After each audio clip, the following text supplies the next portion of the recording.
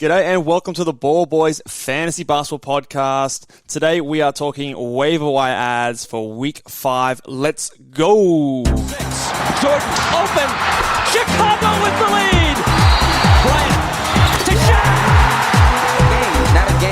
Not a game. We talking about practice. LeBron James with no regard for human life. Anything's possible. Back out to Allen. His three-pointer. Bang! Curry for three. Wow! Unbelievable. Making it rain in New York. We the North are now we the champions. Not the destination, it's the journey. Mamba out. G'day and welcome to the Ball Boys Fantasy Basketball Podcast. I am your host, Mitch Casey, and you can find me on Twitter at Ball Boys NBA and on Instagram at Ball Boys Fantasy Basketball. We're talking waiver wire ads today, and as always, we are joined by the good friend of the show, the guru himself, Callum Mack. How you doing, man? I'm doing well, man. As you said, waiver wire ads. This is how you win your week. This is the advice you want. We know it's your favorite out there, guys. Yeah, this is the one. It's our weekly segment. We've had this every week so far, so making sure that we get on top of the hot names, the hot hands, and also potentials, some guys that could stay on your team for the rest of the season and have long-term value. So we don't like to muck around on this podcast, so let's just get straight into it. We've got a couple of must-roster players here. The first one comes as a result of an injury. Luka Doncic, if you haven't heard, has had an injury that came out today. So we believe that Jalen Brunson is a must-roster player. He was pretty much already an ad in most 12-team leagues and probably in most 10-team leagues as well, to be honest. He's been putting up good points and assists. But now with Luka out, he's definitely been ruled out of Wednesday's game. But it sounds like it's going to be more than just the one game. So add Brunson if he's floating around in your waiver wire, and I think he should be basically picked up in every single league. What are your thoughts on Bruno, Jalen? Yeah, look, I'm a big fan. I've got him in one of my fantasy leagues already. He's a good guy who doesn't hurt you at all. We're talking 15 points, 4.5 rebounds, almost 5 assists a game. And that's with Luka in the play. He was also shooting 50% from the field. So that, as you touched on, he was he should have been owned in most leagues. If he's out there, you should definitely pick him up now that with this news of Luka missing some time, expect his workload to go up, get some more shots, more assists. And look, he takes care of the ball. If you care about turnovers as well, 1.3 a game. Expect that maybe to go up, obviously, with a higher play rate through him. But otherwise, he's definitely worth picking up. I see 65% rostered on Yahoo. So it's a fair chunk of you guys out there who haven't got him yet. Yeah, 65%. I was surprised to see that when I searched him up today. I thought he'd be at least sort of like 75, close to 80%. But yeah, he's the 100th ranked player without Luka, so basically should be on your roster anyway. And with Luka out, he's probably going to climb higher, and you'll get some good short-term top 100 numbers. So to me, no questions. I think he should be rostered in every single 10, 12, 14, and beyond leagues. The other must-roster player, although he didn't have a great game today, and we believe that is Devin Vassell. Now, we did mention Vassell before as I think a couple of weeks ago as an ad for 12-team leagues. This is just reaffirming that I think he's also an ad in 10-team leagues as well, because he is pushing for more minutes. He, up until today's game, was putting up lots of points, good threes, some solid steals, the occasional block here and there, low turnovers, really solid fantasy game. And I think on a Spurs team that probably needs to start prioritizing their youth, I think that Devin Vassell is going to continue to push for more minutes as the season progresses. So someone who could potentially stick on your roster for the entire season. So I think in 10 teams as well as 12 teams, he is probably an ad, only rostered in 54% of leagues. So much too low in my opinion. Yeah, I agree. There's 3 big stats you're kind of getting there. You get threes. He's pretty solid. I think points to be reasonable. I think he should get about 16 points a game. You know what? I'll make that a guarantee. Give me a guarantee, Mitch. Here we go. Guarantee. There it is. There we go. There it is. I got to keep you on your toes, obviously. Yeah, wasn't ready for that and one. And then, like, he's averaging over a steal a game. And as you said, I think he should, the minutes should trend upwards for him. He had an off night tonight, but that does happen with the young guys who have some off nights. Overall, I think his production will be pretty good on a week-to-week basis. Yeah, he's the 107th ranked player in 25, basically 26 minutes a night, and he's one of those players that suits a lot of different builds. The percentages are both pretty solid. The low turnovers, he's solid across the board, and not hurting you anywhere. So I think there's no real reason why he shouldn't be picked up by your team, assuming that you don't just have all these top 80 players on your roster, but I think that probably isn't the case for most of us. So I wish I grabbed him a bit sooner, but I'm not super mad with the way that my team is built. But I think that he is someone that definitely needs to be rostered in 10-team leagues. Let's go into the standard league ads. Now, these are not necessarily must-roster players. We'll go into where we think the priorities are in this kind of these kind of players and how you would use these ads. But the first play is probably the hot name of the day, and it is Chimezie Metu of the Sacramento Kings, who's put together a few good games. I don't know if he's a 10-team league ad just yet, but he's definitely an ad for 12-team leagues based on the last few games and the minutes he's playing for the Kings. And he could push into a 10-team league ad depending on what you're after. What are your thoughts on Metu coming out of the blue in Sacramento? He's had 3 hot games, all with high minutes. So you'd like to see that trend continue. It's definitely worth a bit of a speculative ad for that reason. Yeah. 32 minutes in his most recent, 16, 10, 2 steals, a block. Really good percentages as well. And he can hit the 3 as well. So he's pretty good all-round production outside of assists. He's not there for that, obviously, but power forwards usually aren't. You'd like to see him maybe get a few more blocks, but that'll just make him a bit of a unicorn. Yeah. He's an interesting kind of player because he's sort of like that big guy playing power forward. He's obviously power forward eligible on Yahoo, but solid points, decent rebounds. Like you said, the threes are going to be there. I think the minutes stay high, he can get, close to like that block per game. The percentages look pretty solid as well. So if the minutes are there, I think the fantasy production is there, and he has a chance to, if he gets like a 28 to 30 minute a night sort of role, he could potentially be a top 100 player. I don't know if the upside is super high, but he should be a very solid contributor across the board. So he's worth a swing.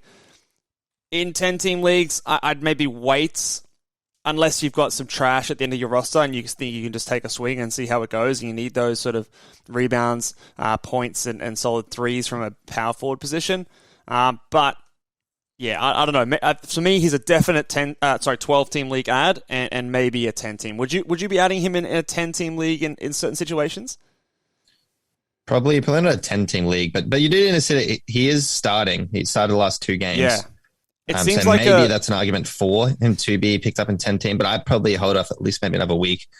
But then, look, it could be swiped up, so you'd have to be pretty quick with these things. 12-teamers, definitely he should be off the waiver wire. Yeah, he seems like it's definitely been a shift in the rotation in the last couple of games for the Kings. I wonder if this affects Harrison Barnes moving forward, if he plays a bit more at the small forward, if he's cutting into anyone else's minutes, but it could be a hot streak. But in saying that, the percentages are not, something that's stupid unrealistic. 45% from the field is something they can definitely keep up.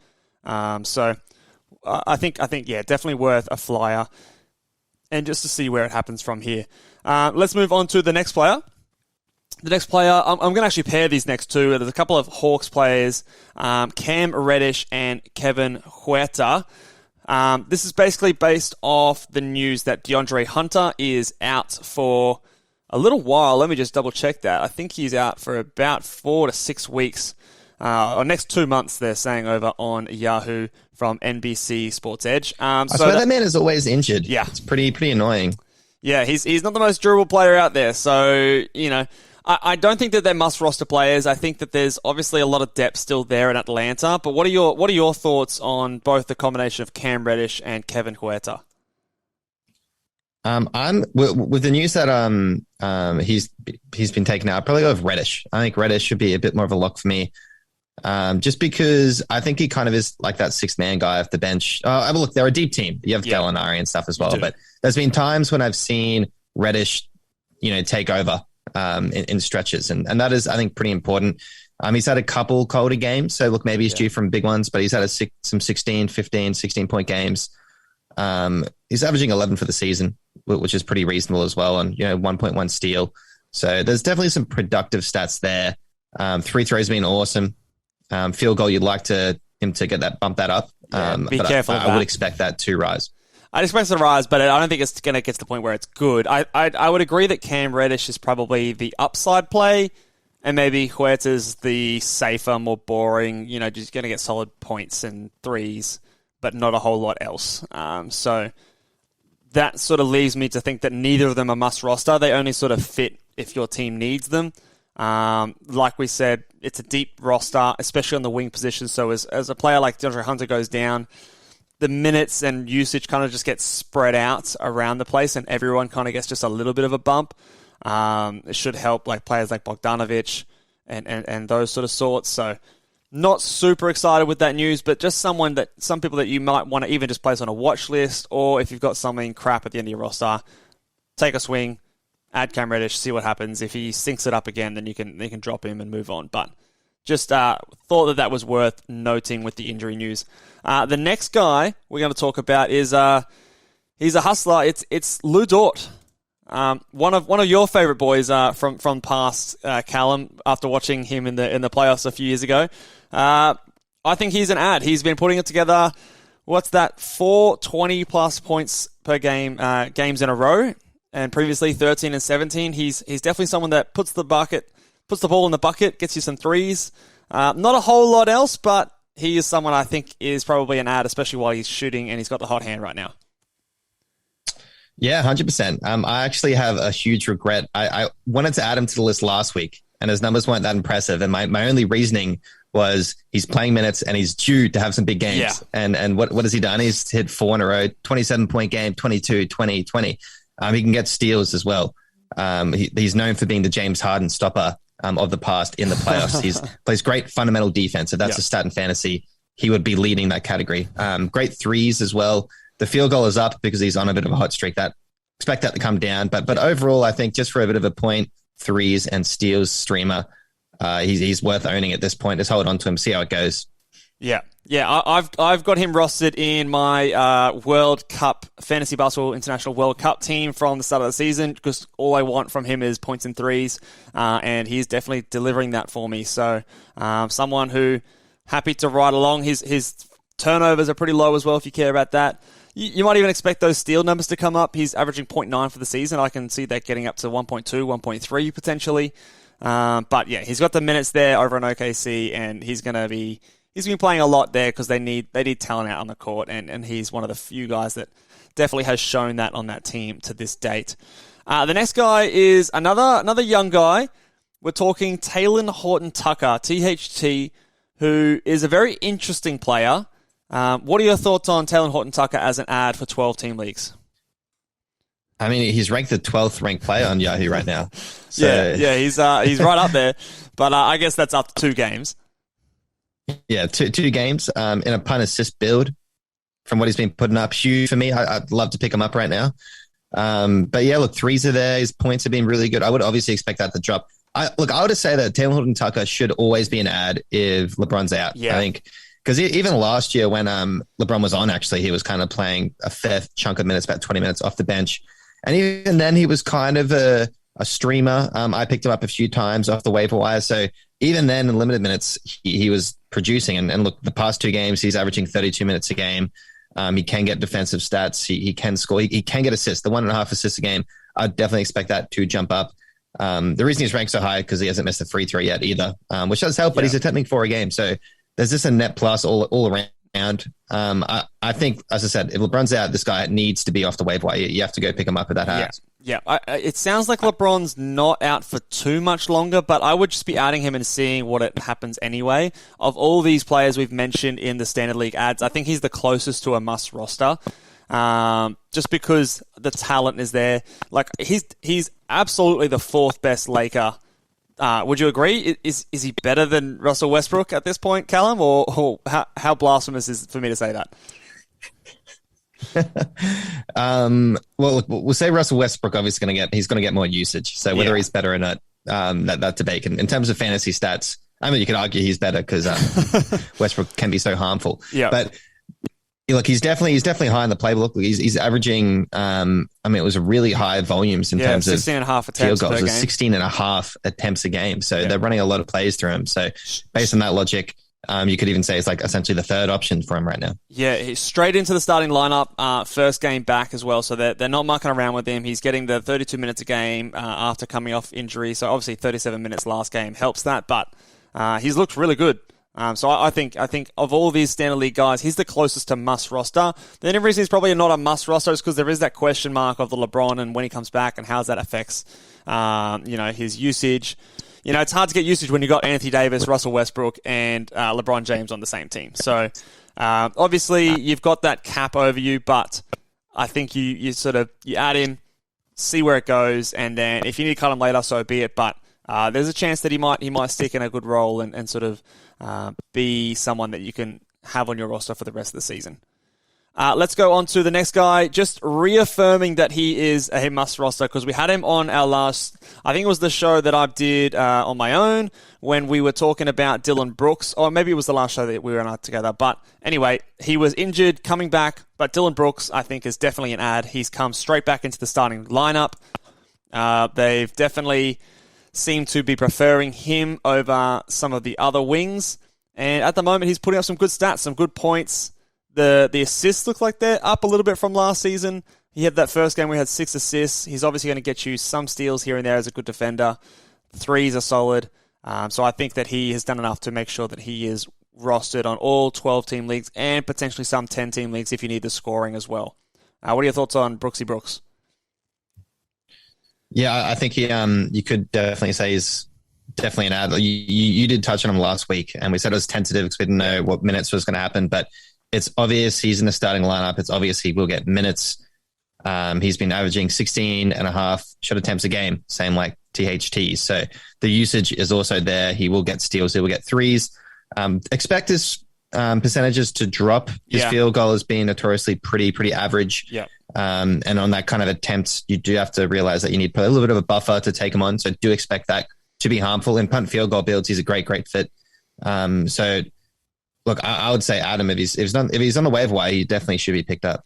Yeah, and look, he's doing all this. He's the 74th ranked player at the moment. Obviously, limited game so far, but he's doing that in 26 minutes a night. So I think even if the field goal percentage comes down, the minutes are going to come up to over 30 a game, or very close to 30 a game. And so I think the raw stats, the 2.5 threes, the nearly 20 points a game, the close to 3 assists, the over a steal a game, I think those things are all legit.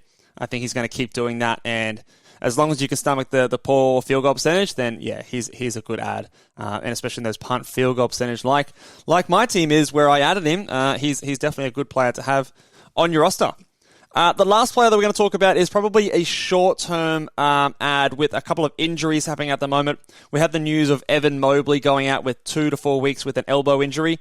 So it's confirmed that Kevin Love is coming back for the next game. So if you need rebounds, if you need some points, he is someone who you can try and stream in because they are fairly banged up at the moment. I think Larry Markkinen is still out as well. So Kevin Love, he's the kind of player that doesn't need too many minutes to get good value, but I wouldn't be expecting, huge things from Kevin Love. But he's a bit of a short-term streamer basically for these next couple of weeks while Mobley is out. Yeah, he was definitely a bit of a factor before. So he got COVID, and that's why he did miss some time. It's saying he is currently conditioning and is expected to return next game. So with the news that Mobley will be out from 2 to 4 weeks, obviously there's a bit of a spot to fill, and he was pretty much putting up about 20 minutes per game prior to that. So you would expect his role to climb. I'm not too sure how many minutes he will play, but I expect it probably to be over that 20 minutes. And even then, he was still producing in your deeper leagues. So I think it's a pretty good ad for now, but as you touched on, it is more of a short-term 2 to 4 week kind of production. Yeah, so I probably wouldn't be bothering in 10-team leagues, but in a 12-team league, again, if you need the stats, if you need the rebounds and maybe a trickle of threes and assists there and abouts, expect the poor field goal percentage to still be there. No defensive stats, obviously. We know that with Kevin Love, but if you need those, then I think he's a fine player to add. Let's move over to a few deep league ads. This is more for your 14, 16, maybe even 18 team leagues if these players are available. The first one we're going to touch on, Nasir Little. Now, he is a highly added player recently. His roster percentage has gone up a fair bit. I'm not going to say he's a 12-team league add just yet. I have seen some people suggest that he is over on Twitter. I'm less convinced. He's pushing for more minutes recently, 22, 28, 29, 25 minutes in his last 4. I just don't know if he does enough across the board really to make it worthwhile and for there to be enough upside to take that swing in a 12-team league. But in a 14-team league, I definitely think he is someone that I would consider adding. What are your thoughts on Nasir Little from Portland? Yeah, like his current rank is 135 is what Yahoo is spitting out. And some of these obviously do get amplified with the percentages and the turnovers. Turnovers is below 1, so he's going to have a bit of a bump. But he's a guy that can get you a steal, a block, and a 3-pointer a game. And that's why he is kind of where he is. Everything else doesn't really scream at you. He can be, I guess, okay on the rebound end as well. And so far his percentages have been good. But it's a small sample size, so I don't really know what to expect there. Maybe a big man. I guess he is a small forward. Maybe some of these things could drop down a bit, but outside of that, 3 steals and blocks. I mean, 1 a game is pretty solid. So if that's what you're after, that's your build. If you're on a punt points build, he'd be a good fit. Obviously, punt assist build, you could probably fit him into a roster spot in some of the deeper leagues. He's kind of like that Robert Covington kind of build, and it's sort of fitting because it seems like those two players are battling it out with position and minutes at the moment. They're not doing the best over in Portland at the moment, and so they are tinkering with a few lineup decisions. And Coach Billups he's playing around with the rotations, so it's all a bit in motion at the moment. So that's why I hold off by saying he's a 12-team league add. And like I said, I don't think there's much upside here, but in a deeper format, he's probably much more of a safer floor type player that you can get solid value from. Obviously, you're only rostered in 18% of leagues. That's jumped up a fair bit recently, but if he's available and he suits what you need, then have a look at him. The next guy, I've always liked him, always wondered where he's going to get the minutes, and that is Isaiah Hartenstein. He seems to produce the big man stats in limited minutes. Currently rostered in 10% of leagues. He is playing limited minutes, but like we said, he's got, he's had a 12 and 12 rebound game and 3 blocks, 4 assists in that game. He gets you basically a block per game in very limited minutes. So if there's ever an injury to one of the centers over in the Clippers, then his minutes should increase and he's going to get a lot of stats. He's a good per minute producer. So in a deeper league format, I think he's definitely someone to scoop up and just cross your fingers that he finds himself some more minutes. What's your thoughts on Hartenstein?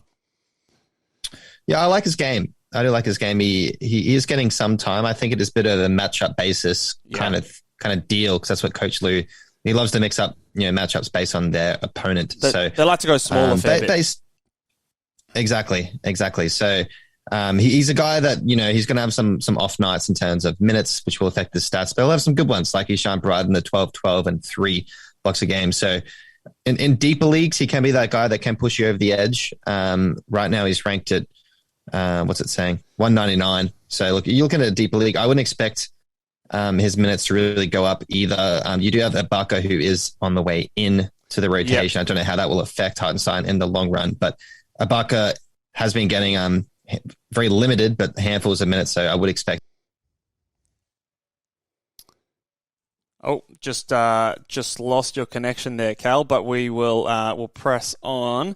We've just got one more player to go through, and again, in deeper team leagues, we are going to talk about Gary Payton II. Now, he's rostered a fair bit, and like a few of these other guys, has increased recently, but Gary Payton is definitely someone who's going to give you a lot of steals, averaging 1.4 in the game. Solid field goal percentage from a point guard eligible player.